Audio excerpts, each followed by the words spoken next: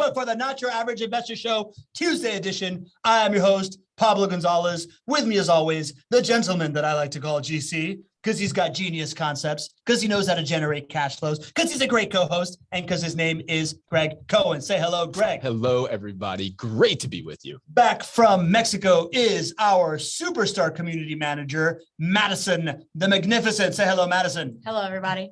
And the star of the show today, now coming at you with 80% less hair on his head, but 100% the knowledge and the insights into behavioral finance that can help you save for retirement plans. He's the president of Financial Consulting Professionals. He's the chief community officer of the Money Alignment Academy. He's the host of the Lifeblood podcast. I mispronounced Academy. It's Academy. And he is a three-time, count them, 1, 2, 3, Thrice. Investopedia top 100 financial advisor. I messed that up. George Grombacher, welcome to the show, George. Hey, thanks for having me, guys. The lack of hair helps me cut through the water faster. There you go. Like a penguin. Just like a penguin. I'm really not a swimmer either. Do you guys know how great coffee is? Greg, you a coffee drinker, buddy? Well, I'm glad you asked. I mean, we could do a whole show on coffee. I am an avid coffee drinker all of a sudden, apparently. So they call him GC because he gets coffee every day. Gosh, every day. If you are joining us on the podcast, we love having you in the audience. If you're watching us on YouTube, thank you so much for your attention. If I may make a suggestion, the right way to do it is go to nyais.com, register for the live show, make a little space in your life for us on a Tuesday or Thursday. And I promise you, you're going to have a good time. You're going to want to come back because you're going to be part of the roll call. George, you ready for the roll call? Hey, yo. Yes.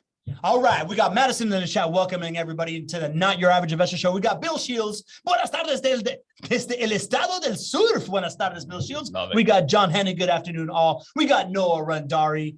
Hello, everyone. We got Drew Barnhill, the ringmaster of the Not Your Average Investor Show community, saying good afternoon, all. I'm back, and I had a great meetup with Nadim. In fact, he was drinking coffee Very too. cool. We got our regular Rosalind Riley. She's back from Murrieta, California. We got Lee Bishop, the MVP of the Not Your Average Investor Show community. Hello and great Tuesday to you, Lee Bishop. We got Nadim Shah with his good morning, good afternoon from the West Coast, fresh off of hanging out with the ringmaster. We got Vivian Brick is back from Santa Monica, California, hanging out there on the promenade or the pier. Love Santa Monica. Who else we got in the house? We got Ken Moline, who I'm sure is with Carolyn Moline, who are the matriarch and patriarch of the first family of the Not Your Average Investor Show. Welcome, Molines. We got Medj Garcia. She's back. Good to have you back, Medj. Hello, everyone. She says, we got Mary Rockoff. Hello to all. Back after 2 weeks in Lake Havasu. That's your corner of the world there, George.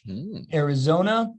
We got Eddie Harris from Hotlanta, headed to Napa Valley in the morning. Very nice. I'm not jealous at all. We got Pop Everett Shapiro. He's back on the show. Pop, where you been, man? Good to have you back. One of the OGs of this community. And we got David Blattner. David Blattner is here, is his call-in sign. Welcome to the show. Happy to have you all. You all know that this is a community-driven show. I want you interacting in the chat. I want you interacting in the Q&A. But for right now, we're going to ask George the big question. George, what is behavioral finance and why is it so important for us today in this like really hard economic time to be aware of this subject that you have dedicated your life to, my friend? Yeah, behavioral finance. I'm going to give you the super technical, nerdy version. I'm not going to do that. I'm not a super technical, nerdy guy at all. Maybe I'm. Anyway, I think that we all intellectually understand that we're supposed to do certain things with our money. I'm supposed to spend less than I earn. I'm supposed to buy low and sell high. But it turns out that we do the opposite more often than not. So behavioral finance is just taking into consideration how our behaviors impact our finances. So it's kind of the short and sweet way to put it. That is short and sweet, not nerdy at all. So let's get a little nerdier in there, right? So when I hear you saying that, I'm basically hearing there's a disconnect between what we know is good for us and the way that we act. Where does that? You got it.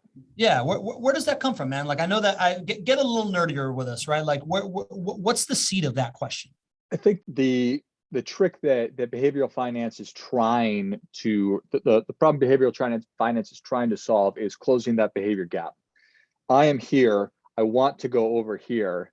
Now, how do I actually make that happen? And I understand again that I'm supposed to be doing these beneficial things, but what is it that's really stopping me? Maybe take that a little bit further. Why is it that more often than not, in order for me to make a substantive change in my life, that something bad needs to happen to me, or I need to see something bad happen to somebody else? Somebody, my uncle died before he was supposed to, so I went and bought life insurance. I got diagnosed, or I got diabetes. So I realized, oh my gosh, you're pre-diabetic. Now I need to change my diet. I need to start exercising. So behavioral finance really attempts to close that gap before something bad happens, or before we really run out of time. So there's a lot that goes into it. But that's, I think, really fundamentally it right there. You know, I know there's a lot of things that we do either as investors or just people in general that that are somewhat just ridiculous when you think about how it actually plays out in real life. Like I was just listening to a podcast and they were talking about how, 75% of people polled believe that they are the top tier of investor out there, or, 75% of people think this about themselves when by default, that's literally impossible. Could you tell us some just, maybe interesting examples that show how there is this gap between what we think and how we act, are that to show kind of like this dichotomy here?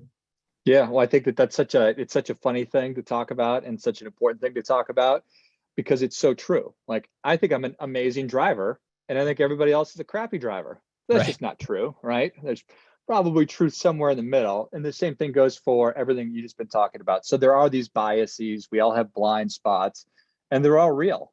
And if I never explore and examine what mine might be, well, then I'm going to go through my entire life having them. And I'm for sure going to make mistakes. I'm going to make errors. I'm going to either not engage in planning or make bad planning decisions. I may become too aggressive because I think that I am outsmarting something.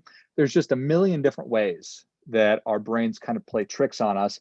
And I think I think from a starting point, we really need to, or at least I really encourage everyone, I should dig into really ourselves and do our best to understand our psyches, because we all have an operating system going on all the time, right? Just like our phones, I've got my phone around here somewhere. The operating system is constantly running in the background, right? It's doing tasks without me knowing it, which I'm grateful for, but our brains are doing that too. And some of those tasks I'm very grateful for, like the whole blood pumping, breathing thing. That's awesome. Kind of important. But right, super optimal. But then there's a lot of things that are part of my operating system that I'm not necessarily aware of that are hindering me and stopping me from certain beneficial actions. Perhaps you grew up in a family, Greg and Pablo, where all that y'all did was real estate investing, which is awesome. I'm a real estate investor. I think it's an amazing thing. But if that precludes you from investing in other areas, then that may be a bias of yours. If you're a gold miner, so you understand gold, and all you ever wanted to do was invest in gold, that's not necessarily going to be a positive thing for you. But I think more so we have limiting beliefs. And a lot of those limiting beliefs are about money and finances, and it's about success. If you think that money makes people do terrible things, if you think rich people are awful, well, that's going to stop you from becoming as financially successful as maybe you could be. How do you know? I would just get out a pen and paper and write down rich people are, money causes, whatever you write down, that is what your underlying belief about it is.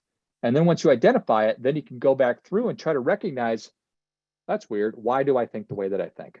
You or me? Go for it, man. Well, I just think I think this is so true, but then I also wonder, how do you help people through this understanding? Like, to me, it's not like you go to behavioral finance, therapist, right? You don't see their shingle hanging off the side, right? How, like, so do people come to you with investment decisions they're thinking of making, and then you break down why they may be leaning towards this or why they may be leaning towards another thing? Or how do you use this to help people? Yeah, it's a lot, right? Because people don't come to me asking me about this stuff. Right. They come to you and they say, I'd like to start investing, or I'd like to do this, that, and the other thing. And which makes all sense in the world, right? And that's awesome. And that's an important thing to do. I usually start out by just talking about goals and start talking about what their priorities are and things like that. And then it's a conversation about why it is that they're interested in doing those things. There are, roughly speaking, about 10% of the population that will independently set a goal and then work towards it and achieve that goal. Then there's probably 10% of the population on the other side that will never do that. They're just not in a place where they're interested in doing that. So it's that 80%, that's really where the opportunity is to start influencing behaviors. So it's listening to or being a part of this show, or it's reading blog posts or books or whatever it might be. And then you start exploring these things.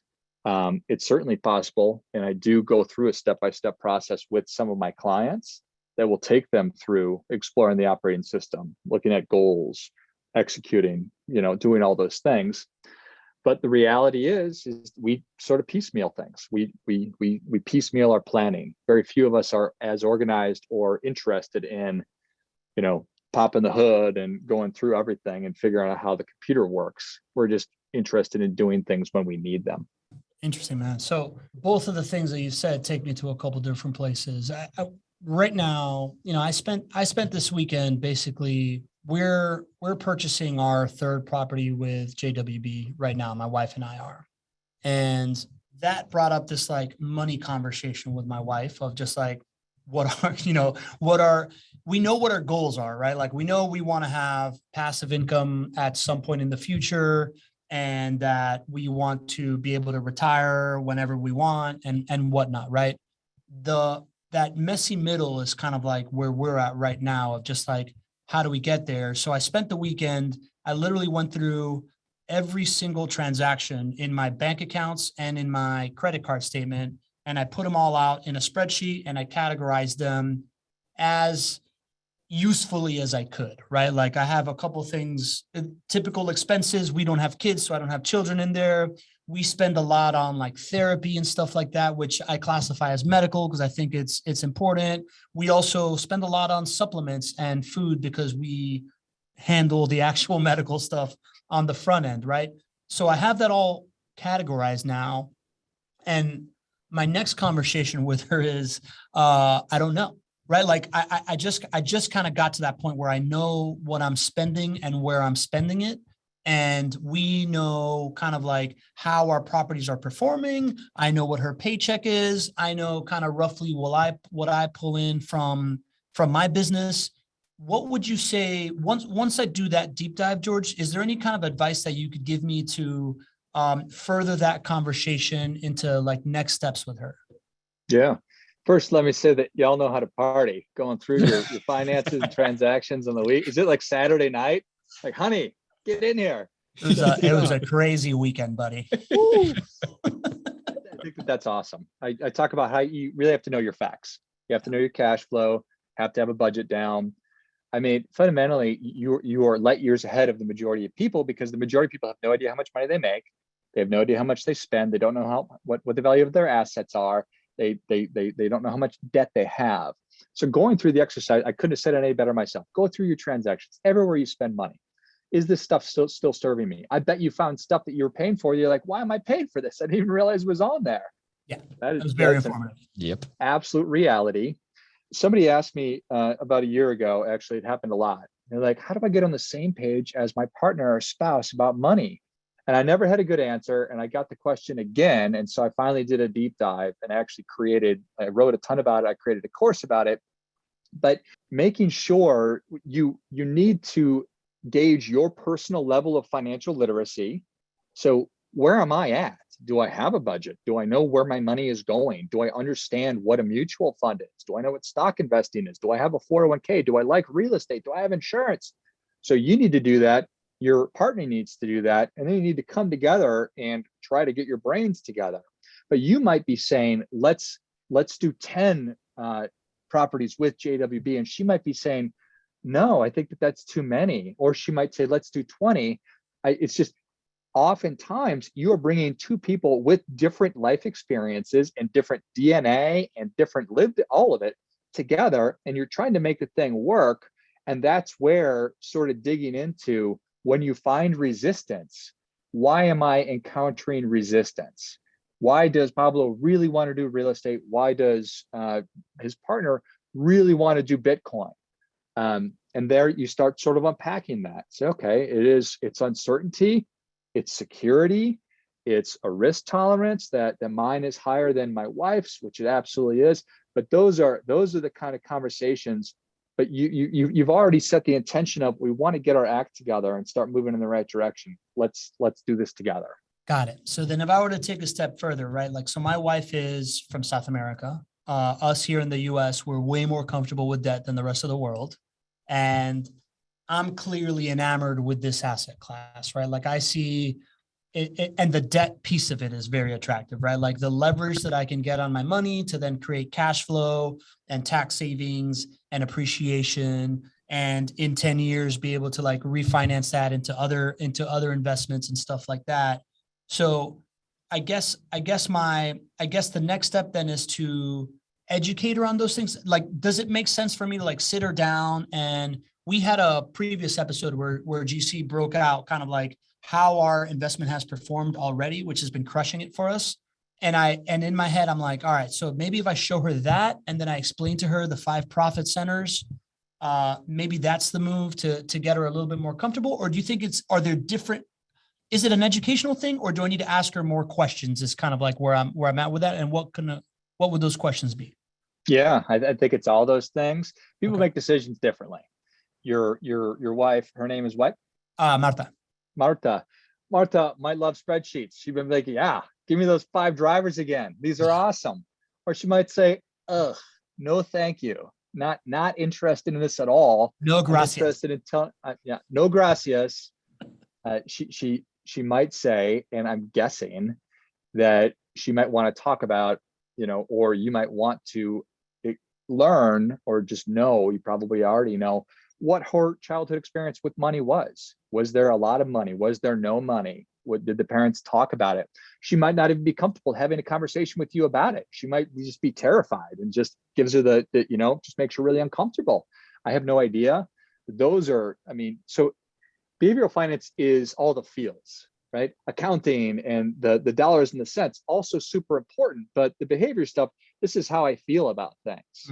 It's how money makes me feel, if it's great or if it's terrible. It's how talking about my future makes me feel. Am I scared of it? Am I ashamed of it? Most people carry around so much shame because they've made terrible money decisions that they don't want to talk about it, so they avoid it. So I would be having a conversation around those kinds of things. Be like, how do you feel about making big investments like this? Because, buying a piece of real estate requires probably a pretty good chunk of change up front. How does that make you feel? Are you comfortable with that? You probably already had those conversations, but I would, yes, talk about the dollars and the cents and the spreadsheets, but then also just talk about how she feels about it. GC, do you guys talk feelings in your like onboard, like your sales calls and stuff like that? We talk feelings. We talk a lot about goals. And I think when you're talking about goals, we always want to talk about not just the goal, but the motivation or the why behind it. And a lot of times it becomes a very emotional conversation. We're talking about lifelong goals that people have had to go and travel the world or to give back to charity, or to send their kids to college when maybe they didn't get the opportunity to go to college. So, this is dollars and cents kind of is what we're doing here, but the way to really kind of change somebody's life is to get into that emotional feeling place. So yeah, we talk a lot about it. It's pretty early on in the conversation, especially as we start to officially bring a client on board, and it's something that continues. If we're only just talking about buying, renting, and doing property management for properties, like it's a hollow. It becomes hollow after a point in time, right? It's just, we do this 500 times a year, manage 4,500 rental properties. It's very hollow if you don't attach the feel to it and the why and the motivation. That's what makes this such a great job that we have. George, in your kind of like, I assume that you sit at this very interesting viewpoint of talking to people in their financial journeys, uncovering their feelings, proactively seeking out this like money resistance stuff that we're just kind of uncovering right now, and what I'm going to talk to Marta about. But you probably talk to people around multiple different asset classes based on how they, or I'm assuming this, right? Like, I'm assuming that you talk about multiple different asset classes and the feelings that they inspire. Do you have any kind of like categorization in your head of what kind of feeling this rental property investment sector kind of like triggers versus others? Is there anything behind that, and or like who is more likely to want this based on how they feel? Is there anything to that? I think that there's a lot to that. I think these are the right questions to ask. And what Greg was talking about, really, you're interested in achieving financial freedom. You want to be able to eventually step away from earning income through work or whatever your priorities are of leaving money. And so I am completely agnostic when it comes to what people want to be investing in and what the asset class is. A lot of the time it is just it's proximity. The reason that 401k plans are successful is because it's at your work. And I bet if it was rental property investing in place of a 401k, well, then way more Americans would be investing in rental real estate or just investment real estate, right? So it's just that it's right there. The barrier of entry to stock market investing is, I can buy fractional shares of stocks for dollars, right? For pennies sometimes. So it's just a function of, I think, what Greg was talking about and what you, Pablo, have been talking about is just what is it that you're trying to accomplish, and then finding the right delivery mechanism for making that happen. Really interested right now. This is such an interesting moment in time in the investment landscape. You've got the S&P 500's down 15%, nearing bear status. Crypto has just dropped 50% from its, highs earlier this year, right? Gold's even, has dipped, especially since the beginning of this year. Rental properties are the fundamentals are still really strong for growth, but you're on the, you're a year and a half, 2 years removed of seeing double digit and sometimes 20% growth. So that's weighing on people's minds, and they're saying, well, I'm fearful of this bubble. Within behavioral finance, I would imagine this is exposing more of these fears or more of these kind of like things that are deep down each one of us, and it's causing us to react, maybe not to be strategic. Is that what you're seeing? What could we do at a time like this where investors really are very scared? How can we use behavioral finance and a deeper understanding of how we are operating to make the right decisions? Our brains are wonderful. They've kept us alive for a really long time, right? But they are not great when it comes to our personal finances. Literally the same part of our brain, the same part of my brain that responds to mortal danger is the part of my brain that responds to financial loss. So when you're walking down a dark street at night and you hear somebody behind you, you're like, run away, or you smell smoke in a building, that part of your brain that tells you to get out of there is the same part of your brain that responds when you open up your 401k statement and it's gone down by 30%. Your brain says, sell everything right now and run away, burn the computer, smash it into pieces. And I intellectually understand that's not the way that I'm supposed to do it. But man, my brain tells me, my feelings tell me, every ounce of my being tells me, run away, escape. So understanding that first and foremost, that you are probably going to feel this way, totally awesome, great, feel that way. That's the thinking fast part of our brain. But then our brains have the thinking slow part that allows us to apply that reason and logic to that. So, you know what? I don't feel good about this, but I understand that the stock market always goes back up over time.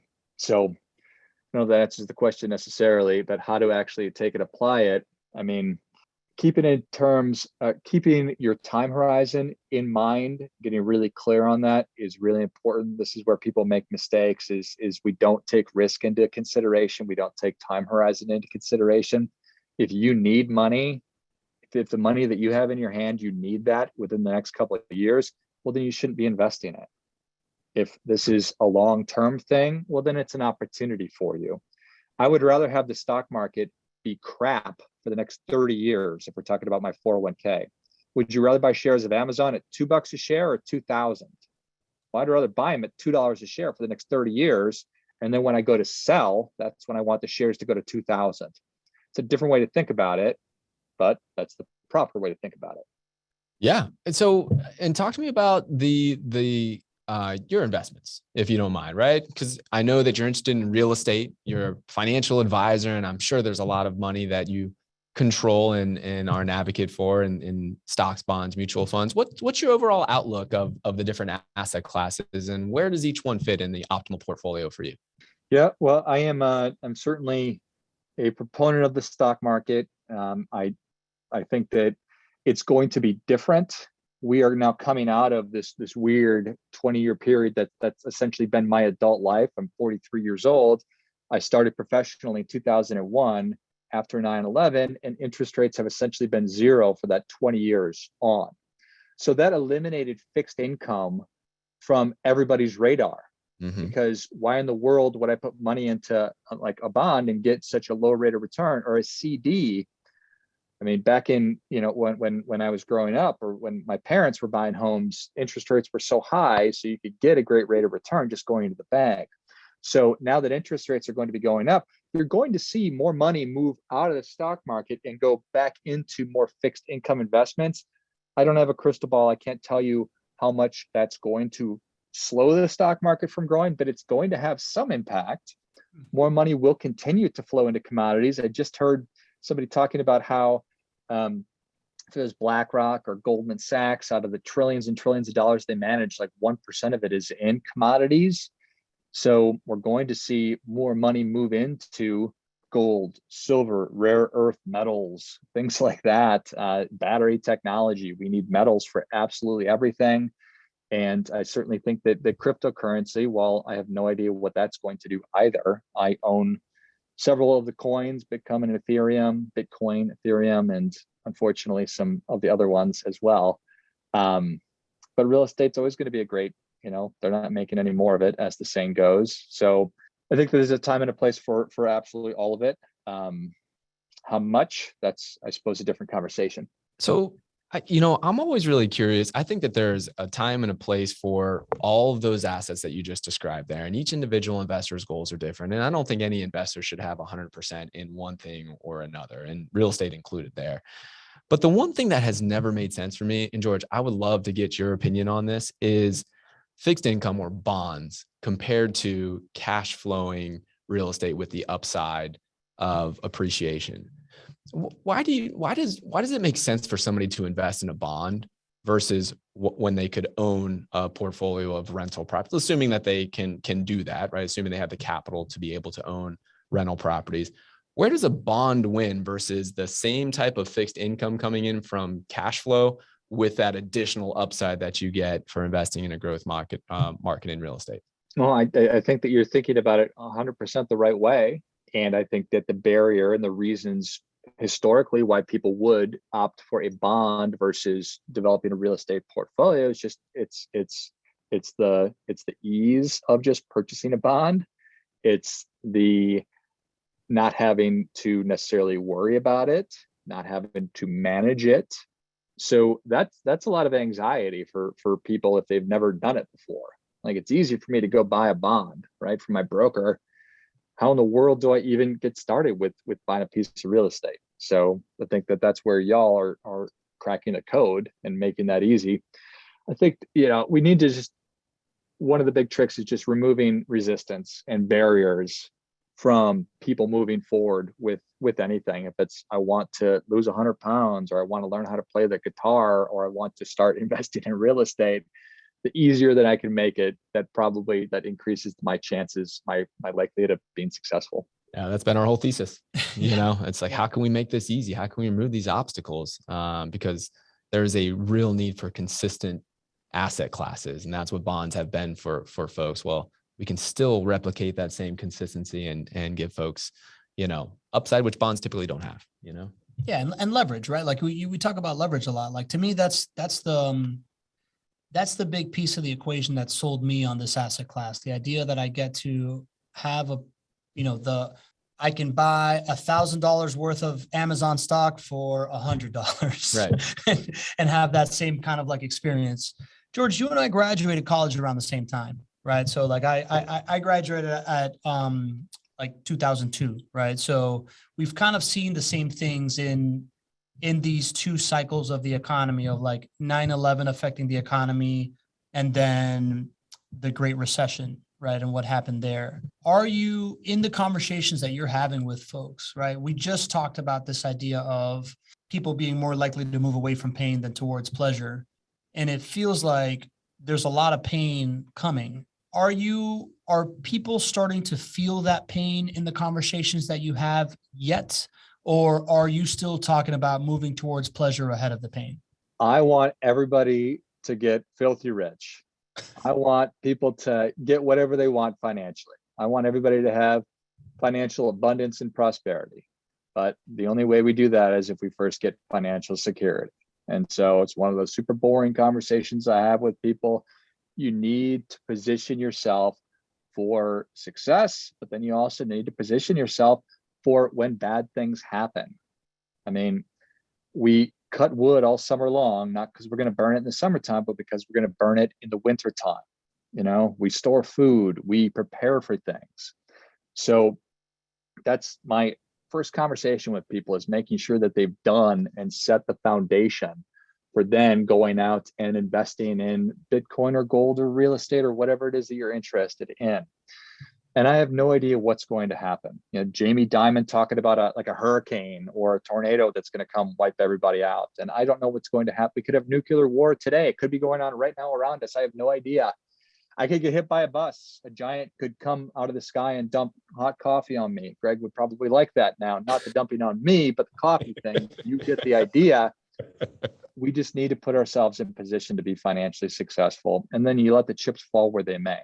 Is there like a ramp up in similar kinds of questions? Like, do you feel, as somebody that has this specific conversations with people, is there a pattern during different types of like prosperity in the economy of the fears that happen, right? Like we are talking about like a heavily anxious time right now with the war, with a recession looming. COVID has not been kind to our psyche over the last 2 years. But before that, it felt like there was just these like good times, right? Like it felt like people were just like rolling sevens all day long at the craps table and couldn't miss.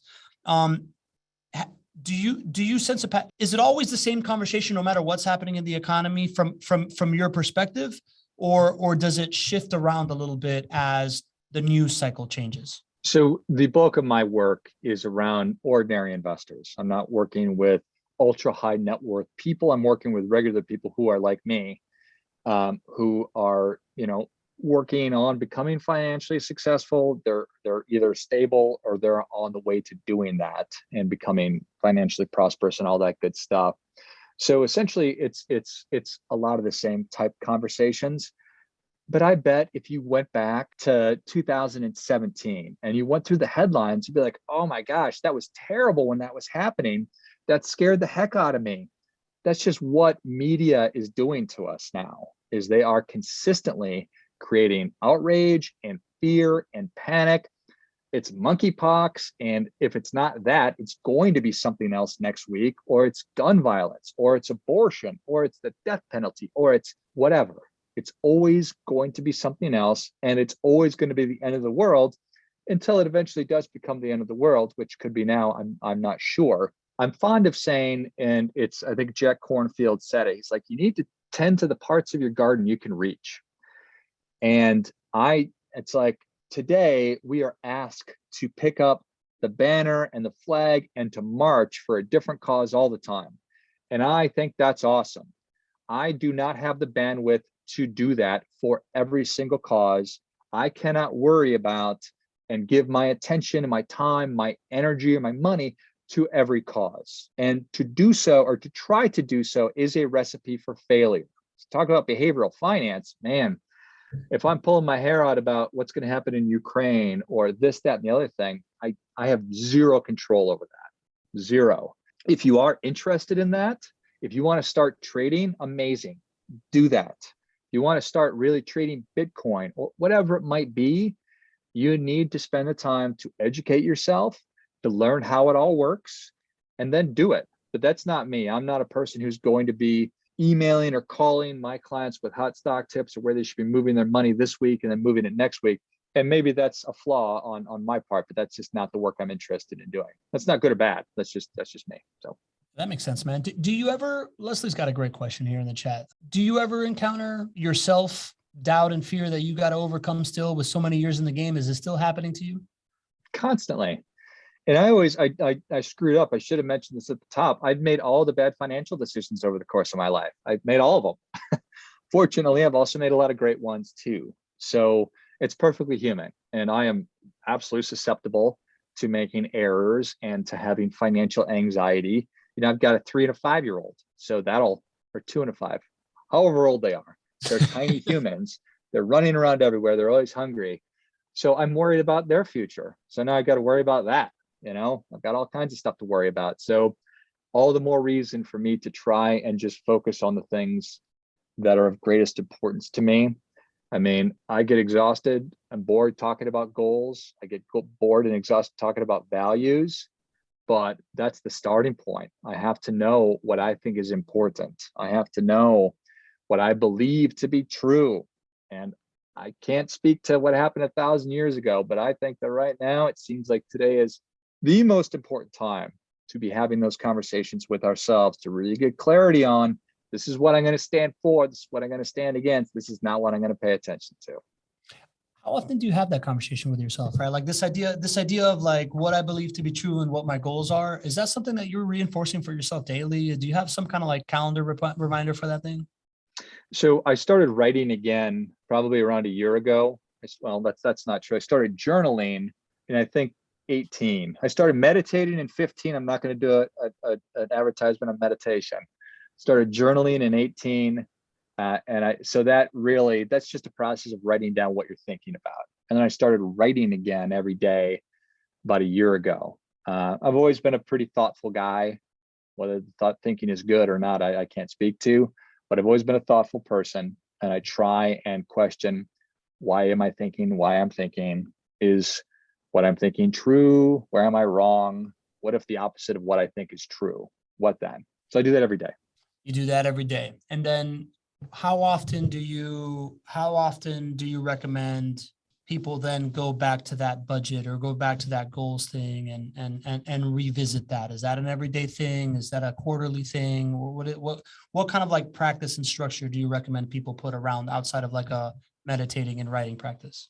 Yeah, I'm a huge proponent of developing a standard operating procedure for yourself. I mentioned earlier, like I am a pretty disciplined person, but that's like a muscle that you can develop and you can maintain or also goes away. But first, it's structure. So the more structure we can put in place, the guardrails, all that good stuff, that's the first step, because whatever we're trying to do, if it is be more thoughtful, if it is meditating, exercising, eating right, whatever, the more structure and automation we can put around that really then positions us for success. In terms of financial stuff, my wife keeps our budget. I don't keep it. I hate budgeting. And that's a whole byproduct of when I was growing up and understanding the way that I'm wired financially. She does that. We do that on a quarterly basis. We revisit our goals more frequently than that, but I don't have really organized thing. We started talking with our kids, or at least our oldest, about money. And so we have monthly money conversations with him because we pay him a salary.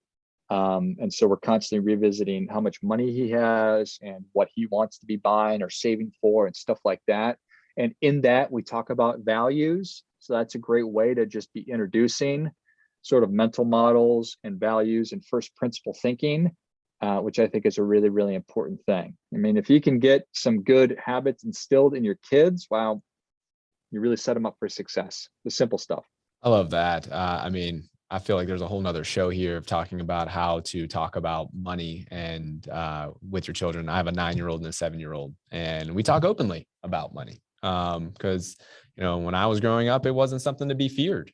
It was just, it's just money, right? You can talk about it just like the toys that they are excited about, or the sports or their friends or whatnot. Interesting though, you mentioned your 5-year-old has a salary. I really struggle with the chores and the allowance, and I've never heard somebody mention a salary. Can you walk me through why salary is what you chose and how that's helped? Yeah, for sure. I don't want to give my kids an allowance just give them money because they're living in my house. They have jobs that they must complete. They have responsibilities that they must follow through on to earn their salary. If they don't, then they don't get paid their salary. So we just do $5 a week. We have 3 jars. We have a spend jar, a save jar, and a give jar. So 2 goes into spend, 2 goes into save, 1 goes into give. So just like it sounds, the spend is theirs to spend on whatever they want, whenever they want. The save is to be saving towards priorities, whatever that might be. There's always something kids want. And then the give is, as a family, it's his money to choose what to give it to, but we coach him through or give him suggestions on those different things. And so that's a fairly simple thing. If somebody wants to dig into that, I've written a ton about that, so they can find that on the blog. And I also have a course on how to talk to kids about money. So I think it's a really, really important thing. But that's a simple concept of it. But you just need to get really clear on what the jobs and what the expectations are for why it is that they're receiving that money. Very cool. Well, let's have you share those links, because I would love for anybody who's interested to be able to go there. And while you're doing that, so I wanted to talk through, how does that conversation go when they don't do their jobs and you don't give them the salary? I'd love to explore that as well. So, but let's tell everybody where they can find that stuff. Yeah, for sure. So the first one is moneyalignmentacademy.com. So they can find the courses and the blog and all that good stuff. And then lifeblood.live is where the podcast lives, and also a lot of the writings and stuff as well. So those are the 2 places most easily to find me, or where I'm most easily found. You can find me on LinkedIn as well, and on all the wonderful social media that sucks up our time and gives us all the richness that anyway. When my kid doesn't do his job, at this point, at first it was like, I felt bad about it, but now it's like, sorry, buddy, you didn't do your job. Cool. You don't work, you don't get paid, bro. Nice. So. Love it. And I would definitely recommend checking out the podcast Lifeblood. George invited me on as a guest, maybe 3, 4, 5 months ago now. Had a fantastic chat and a wonderful, wonderful podcast for all of you to check out. George, we got a question here from Lee Bishop. I don't know if you caught this in the beginning, but he's the MVP of our community. And he asks, how does George feel about annuities in your portfolio? I hear it has gotten better, but it has a lot of fees. Is this something that should be in your mainstay in your assets, along with rental income properties from JWB, of course? That was written by Lee. Lee, pleasure to be able to interact with you as the MVP. Is Lee a man or a woman? I was going to say sir, but I realized that he's a gentleman. Thank you, sir. You are a gentleman and a scholar. There are not many of us left. An annuity is like divorce. It's not a good thing or a bad thing. It just is. So sometimes getting divorced is amazing. Sometimes it's terrible. Sometimes an annuity is a wonderful thing. Sometimes it's a terrible thing. So I think you're hitting the nail on the head. How much does this thing cost? What are the features? So it's a fees versus feature kind of a thing. So I think there are a lot of using an annuity is a great way to guarantee retirement income, and it'll be there for as long as you need it. Literally, if you live till 150, an annuity can continue to provide income. But if you are using it as an accumulation vehicle, that one I'm not sure about. I'm more of a proponent of super simple financial products versus super complicated and sophisticated financial products. The more moving parts there are, the more expensive it is. Daniel Kahneman, who wrote Thinking Fast and Slow, gave this damning quote of Wall Street and the financial services industry. He said, it's an entire industry built on the illusion of skill. And I couldn't agree more. I just couldn't agree more. I dislike the majority of financial actors and companies. I don't like banks very much. And I also don't like insurance companies that much. And I don't necessarily like insurance salespeople, even though I was an insurance salesperson for some time. So it's always like anything else, trust but verify. and make sure that you know exactly what you're buying. And if you're having a hard time understanding it, maybe you should push back from the table and go somewhere else and check out something else. What's a typical return that is offered for an annuity these days? I haven't looked into it recently. Yeah, that's a good question. The fancy ones are based on indexes and stuff like that, so I can't speak to it. But if you're talking about a simple immediate annuity called a guaranteed lifetime income annuity, where if you said I've got $1 million, you go to the insurance company, they'll give you an income stream for the rest of your life. Now that interest rates are going up, I don't know, but I would imagine around 5 or 6%. Gotcha. That's interesting. So 5 or 6% people are putting like $1 million into an annuity versus the idea of like a 17% IRR, 12% IRR that you can get in a single family rental income property. What do you think of that, man? I mean, it is very appealing for somebody whose goal is preservation of capital and making sure that income is there whenever you need it, and it's set it and forget it. And people see a lot of value in not having to think or manage this. You can set up your retirement based on this amount of income, that you've got, X number of dollars in, you've got 5% that's going to be paid to you, and you can kind of set up your lifestyle. So, now I'm not a big advocate of this. Clearly, I think other options are better served and can deliver risk adjusted returns and also create that sort of peace of mind that comes with that ability to plan and forecast. But they're really popular. Yeah. I mean, they really are. They come with a big company name behind you, a big insurance company behind you, backing it and all that good stuff. So, I think, when folks dedicate themselves to learning about alternative investments, all of those things that they're searching for can be accomplished while having your money work harder than 5 or 6%. But that's why we do this show. That's why we have George here to help illuminate, right? There's probably better options that can still accomplish what folks are looking for. Yeah. Cool, man. One of the rules of thumb, just real quick, that smart people talk about in terms of annuities are that you look to have enough of that guaranteed lifetime income to cover just your fixed expenses. So if you could do that, then you just know that you have that much money coming in. Don't put all of your money into it, obviously. I don't know if that's obvious. Don't put all your money into that. Right. But maybe just a portion. I mean, you know how it goes. If you can have as many different multiple income streams or as many different asset classes, that's better than having everything in one. So makes a lot of sense, man. Makes a lot of sense. George, you brought up Daniel Kahneman's book, Thinking Fast and Slow, multiple times on this show. It's a book that I really, really like a lot, right? Because I've always been fascinated by behavioral economics and psychology and stuff like that. Is there any other, Rich Dad, Poor Dad is often brought up on the show. Is there any other big resource that kind of intersects that finance and behavior landscape that is going to help us make great decisions that you can recommend for folks? No, I don't have any finance books to recommend. I just finished up The War of Art by Stephen Pressfield, and that's a masterpiece. So I don't care what you're trying to do. You should pick up that book and read it, even if you're not a creative.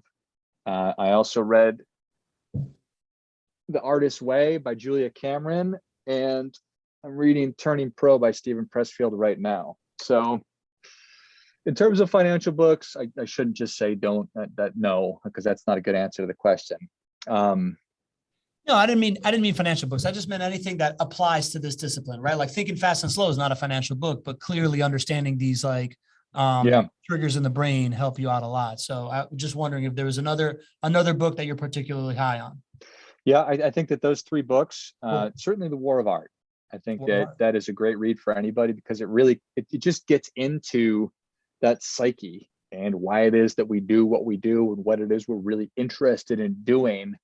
I think all too often we're sort of carried along by the current. I'm doing what I'm doing because it's what I've always done, when in fact, there's never been a better time to be questioning those things, because we're questioning everything else. Love that, man. Anything else? Anything we haven't asked you that you think would be applicable that we should have gotten into here that I failed out here getting from your freshly shorn face? It looks pretty good. My kids had never seen me without a beard. They're like, "You look like a like a spitting image of Ben Affleck over there." Okay, how about that? I look different to different people. It's an interesting thing. So Do you take your coffee black, Greg? What are we doing here? I don't know what was in my coffee. You don't know what's in your coffee? Yeah. I don't think you're really drinking coffee. I think you're making that up. Awesome. Awesome. All right. Well, with that, I think that's what we needed to hear. We needed to hear more uncertainty about Greg's coffee. I think we got a show coming up that is called GC's Coffee. I love it. Getting Coffee talk. Getting coffee with GC over here. George, I really appreciate you showing up, man. Listen, I've been, as a marketer, I've been drawn to marketing because of my fascination with the human brain. And this has been a really eye-opening conversation to meet you and understand that there is that part of it in every field, right? Like there is like the decision-making piece and how it applies to finances is also very pertinent to how it applies to, I don't know, HR, or how it can apply to any other kind of career that you can have. And shining a spotlight on that I found really, really valuable, man. So thank you for that. And thank you for the advice you gave me to take home tonight and talk with my wife about our financial plan, man. It was a really, really good time. And I want to thank our audience for being here. We had over 30 people on for almost an hour today already. Middle of the day, it never goes unnoticed from us that you hang out with us on a Tuesday, middle of your day. We really, really take that seriously. If you're listening to us on a jog, walking your dog, cooking or something like that, love having you on board as well. We hope that you take a chance and go to nyais.com and register and maybe join us live for one of these days and get to ask your own question, maybe get a nickname if you put in the work and you do something interesting in the chat a couple of times, be part of the roll call. Join us Thursday for the JWB Rental Income Property of the Week. Where we go away from behavior and straight into numbers. GC's favorite thing, and doing a little bit of analysis. And GC, I'll give you the last word, man. George, it's been awesome, man. It's great to connect with you again. It's been a few months, and just wonderful to see your Ben Affleck-like face. So amazing to have you here, brother. I took a lot away from our conversation, really just kind of understanding the financial components at a deeper level. And I think the quote that stood out to me the most that you mentioned was that the same part of our brain that recognizes mortal danger is the same part of our brain that deals with financial loss. And you just don't want that part of your brain making sound decisions, because they probably aren't going to be sound decisions. So understanding that is really critical. And then just working with folks like yourself, and understanding and being proactive and strategic with our money. I think that is at a premium in today's investing world. So very thankful that you came and spent some time with our audience here. Before we go here, please put how folks can get a hold of you as well. Would love for the folks to be able to connect with you, and great to see you, man. We'll keep the seat warm for you for the next time. Thank you, everyone. We did put George at moneyalignmentacademy.com. He was kind enough to share it with us. Awesome. Put it in the chat, and don't be an average investor. Shoot George an email and understand your brain. Until next time, don't be average.